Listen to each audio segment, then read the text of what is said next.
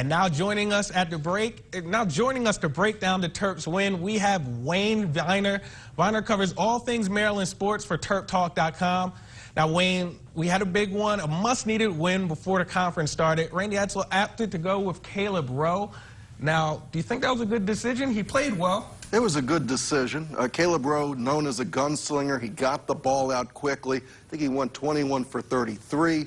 The 4 touchdowns. This is the first time Maryland's done that since Danny O'Brien was the quarterback, so it's been a while.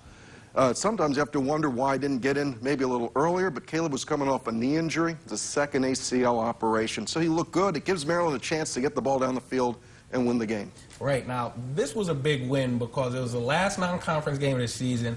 Next week, we have that rivalry game at West Virginia, and the conference schedule is brutal, especially starting out. How big of a win was this just for confidence? Oh, for confidence. Well, we called it earlier today on the radio. We said it was Judgment Day. You had to win today. There aren't that many easy wins in the Big Ten. West Virginia's a tough game. Then you have Ohio State there. You follow that up with Penn State here. I mean, it just, Baltimore, right? Yeah, it's in Baltimore. It just gets harder. So you needed your 6th win. You're 2-1 now. West Virginia's 2-0. They beat Liberty, and I think it was Georgia State or Georgia Southern. But West Virginia, Maryland's always a big game. Okay, now speaking of West Virginia, our foe just over the border, up the mountains in Morgantown.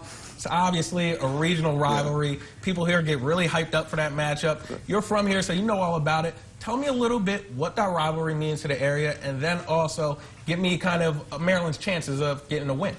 Well, it means a lot. It's our only real backyard rival. With the way the schedule broke down, Maryland going from the ACC to the Big Ten, you lose some of those rivalries, and West Virginia's a big rival. I remember all the great years when Don Nehlen was the coach at WVU, Rich Rodriguez.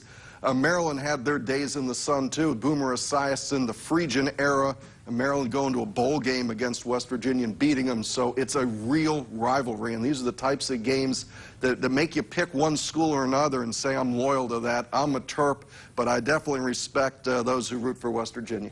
Now, Wayne, we're looking forward to that matchup, and I thank you again for joining us. Now, it should be